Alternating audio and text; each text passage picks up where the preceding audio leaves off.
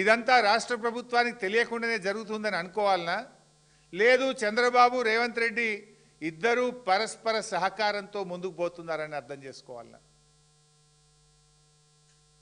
ఎందుకంటే ఇంత డేంజర్, పక్కన కర్ణాటక మేల్కొన్నది, మహారాష్ట్ర మేల్కొన్నది, తెలంగాణ ఎందుకు మేల్కొంటలేదు? ఇవాళ ఇంకా డేంజరస్ పాయింట్, ఇవాళ నేను చెప్పాల్సినటువంటి ఇంపార్టెంట్ 2 పాయింట్లు ఇప్పుడు చెప్పబోతా ఉన్నాను, కీలకమైనటువంటివి. ఇప్పుడు ఆ రోజు ఢిల్లీ మీటింగ్ పోనన్నాడు, పోయిండు. చర్చ జరగలేదన్నాడు, జరిగింది. ఎజెండాలో లేదన్నాడు, ఎజెండాలో ఉన్నది. అది కూడా ఒక్కసారి వీడియో చూద్దాం. వాళ్ళు బనకచర్ల గోదావరి బనకచర్ల వాళ్ళు కడతామని అడిగితే కదా మేము ఆపమని చెప్పడానికి. ఎజెండాలో వాళ్ళు కడతామన్న ప్రతిపాదననే చర్చకు రానప్పుడు ఆపమనే చర్చనే రాదు. This is agenda. ఈ కాపీ కూడా మీ అందరికి షేర్ చేస్తాం. ఎజెండాలో agenda point submitted by Andhra Pradesh number 1 Godavari Banakacherla link project. ఇంత స్పష్టంగా ఎజెండాలో ఫస్ట్ పాయింటే గోదావరి బనకచెర్ల. ఎంత పచ్చి అబద్ధం రేవంత్ రెడ్డి మాట్లాడిండో మీరు చూసిండ్రు. నెక్స్ట్.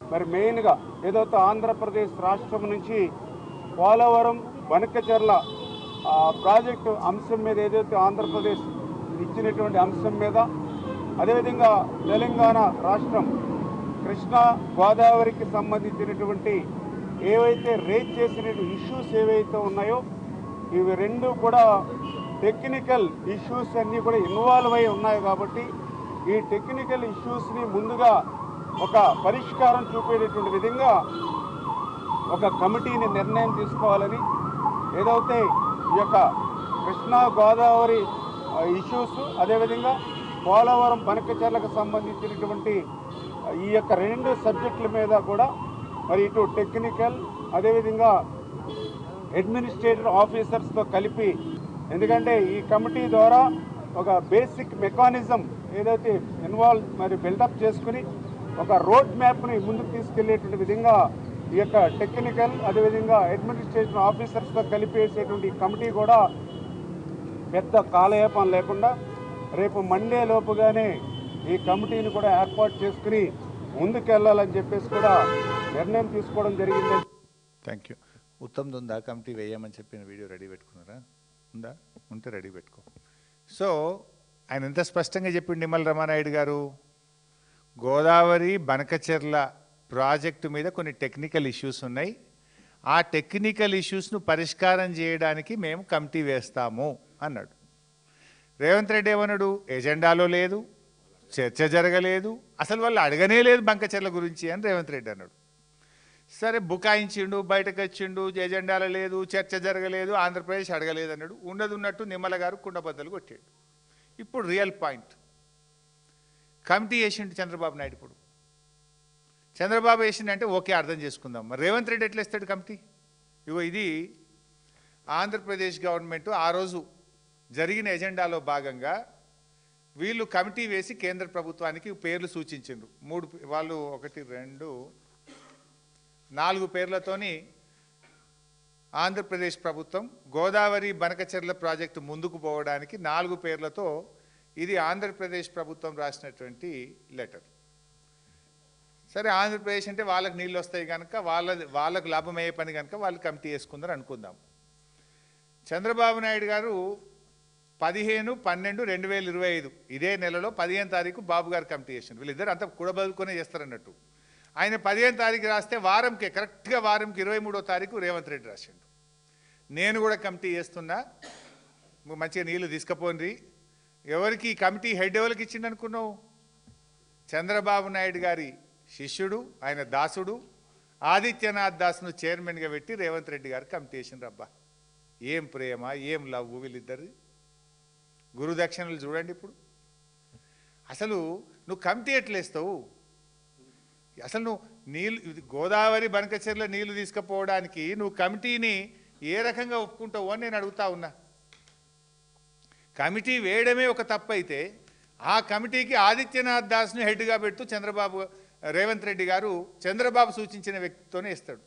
ఈ కమిటీలో 7 నేషన్లు, ఇలా 3 ఆంధ్ర వాసన ఉన్నోళ్ళే ఉన్నారు.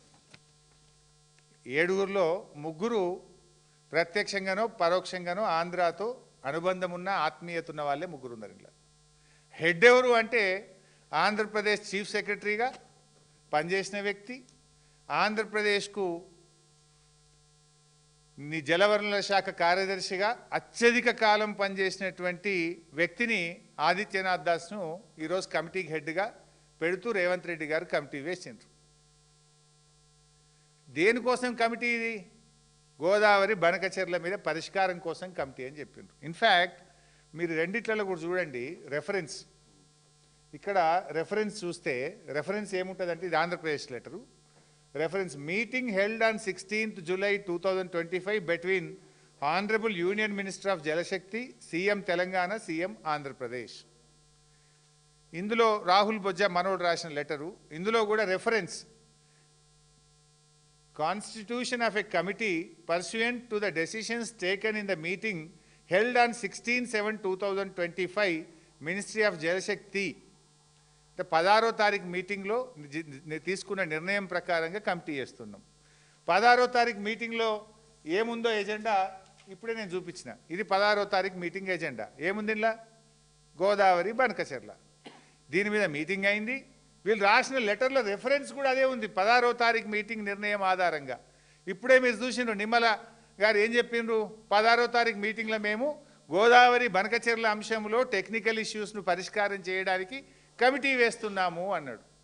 అంటే ఇప్పుడు కమిటీ కూడా పడ్డది. అంటే మీటింగు పోను అన్నాడు, మీటింగ్ పోయిండు. సంతకం పెట్ట అన్నాడు, సంతకం పెట్టిండు. మీటింగ్లో ఎజెండాలో లేనే లేదన్నాడు, ఎజెండాలో ఉన్నది. కమిటీ వేయనే అన్నాడు, కమిటీ కూడా వేసేసాడు.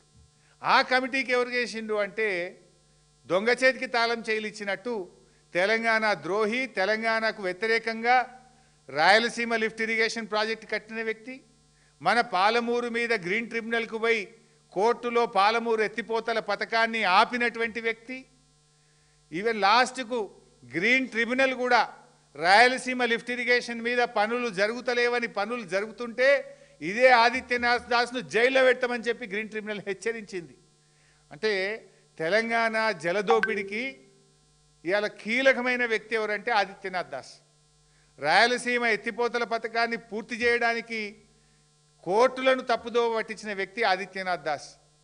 పోతిరెడ్డిపాడుకు సూత్రధారి ఆదిత్యనాథ్ దాస్.